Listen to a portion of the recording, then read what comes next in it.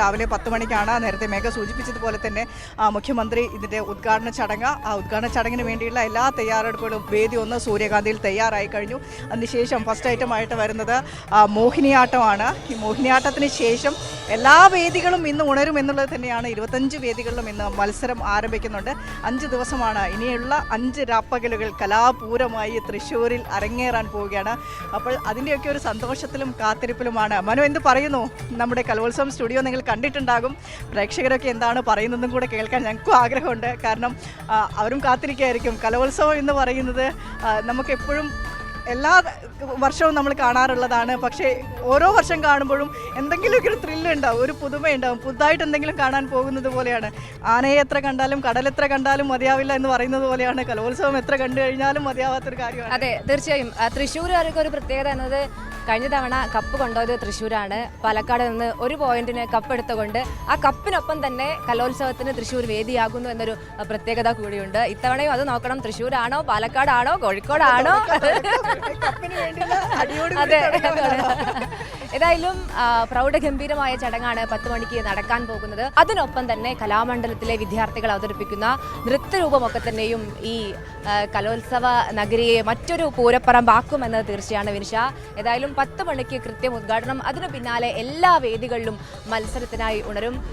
ശരണയെ സംബന്ധിച്ച് എനിക്ക് തോന്നുന്നു ഇത് ആദ്യത്തെ കലോത്സവമാണ്. എങ്ങനെയുണ്ട് തൃശ്ശൂർ വന്നിട്ട്? ആദ്യ കലോത്സവം റിപ്പോർട്ട് ചെയ്യാൻ പോകുന്ന ത്രില്ലിലാണോ? എന്താണ്? തൃശ്ശൂർ നമുക്കൊക്കെ അറിയാം, വളരെ വൈബുള്ള ഒരു സ്ഥലമാണ്. പ്രത്യേകിച്ച് പൂരത്തിൻ്റെയൊക്കെ ഒരു വൈബ് നമ്മൾ എപ്പോഴും കാണുന്നതാണ്. കലോത്സവം തൃശ്ശൂരിലേക്ക് വരുമ്പോൾ തീർച്ചയായിട്ടും ആ ഒരു വൈബ് നമ്മൾ പ്രതീക്ഷിക്കില്ല. അപ്പോൾ ഇന്നലെ വന്നപ്പോൾ തന്നെ ഫുള്ള് കണ്ടു. മറ്റ് സ്റ്റേജുകളൊക്കെ കാണാൻ പോയി. ഇപ്പോൾ രാത്രി നമ്മളൊന്നും ഒരു നിരീക്ഷിച്ചു. പിന്നെ നല്ല എക്സൈറ്റ്മെൻ്റ് ഉണ്ട്. കാരണം ആദ്യത്തെ കലോത്സവമാണ് റിപ്പോർട്ട് ചെയ്യാൻ പോകുന്നത്. അപ്പോൾ അത് എങ്ങനെയായിരിക്കും, എന്തൊക്കെ ചെയ്യണം, അങ്ങനെയൊക്കെ ചെറിയ പ്ലാനും കാര്യങ്ങളൊക്കെ ഉണ്ട്. എന്തൊക്കെ സ്റ്റോറികൾ ചെയ്യണം, പിന്നെ നമ്മുടെ കൺമുന്നിലേക്ക് വരുന്നത് എന്തൊക്കെ തരം വാർത്തകളായിരിക്കും, അങ്ങനെ ഒരുപാട് എക്സൈറ്റ്മെൻറ്റുകളോടുകൂടി തന്നെയാണ് ഇത്തവണ കലോത്സവത്തിന് വന്നിട്ടുള്ളത്. അപ്പോൾ ആ എക്സൈറ്റ്മെൻറ്റും ആവേശവും ഒട്ടും ചോരാതിരിക്കട്ടെ. നമുക്ക് എടുത്ത് പറയേണ്ടത് മറ്റൊരു പ്രത്യേകത ആ കൊടിമരമാണ്.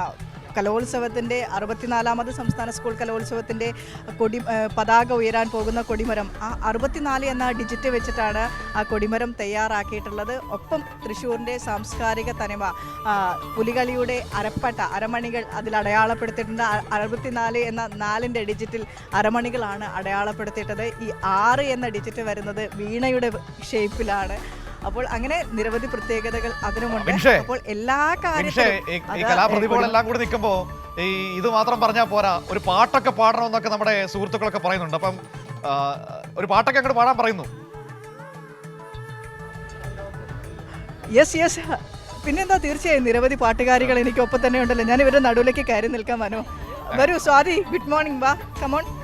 സ്വാതിയുടെ പാട്ട് പാടണമെന്നാണ്, സ്വാതിയുടെ പാട്ട് വേണമെന്നാണ് സ്വാതിയുടെ ആരാധകർ പറയുന്നത്. സ്വാതി തുടങ്ങിയല്ലേ? പെട്ടെന്നൊരു പാട്ടെന്നൊക്കെ പറഞ്ഞപ്പോഴേ മനുഷ്യൻ അവിടെ മനുഷ്യട്ടൻ പറഞ്ഞതുകൊണ്ട് ഞാൻ പാടാം. പിന്നെ പ്രേക്ഷകർക്ക് പാട്ട് കേൾക്കാൻ കൊതിയുണ്ടെങ്കിൽ നമ്മളായിട്ട് പിന്നെ മാറ്റുന്നുണ്ടല്ലോ, അതുകൊണ്ട് പാടാം. കാന്താ ഞാനും വരാ തൃശ്ശൂർ പൂരം കാണാൻ, കാന്താ ഞാനും വരാം തൃശ്ശൂർ പൂരം കാണാൻ. പൂരം എനിക്കൊന്ന് കാണണം കാന്താ, പൂരം എനിക്കൊന്ന് കാണണം, പൂരം എനിക്കൊന്ന് കൊട്ടണം കാന്താ, പൂരം എനിക്കൊന്ന് കൊട്ടണം കാന്താ, കാന്താ ഞാനും വരാം തൃശ്ശൂർ പൂരം കാണാൻ. പോരെ മനു, എന്താ പറയാ? ഗംഭീരം, അടിപൊളിയായിട്ടുണ്ടോ?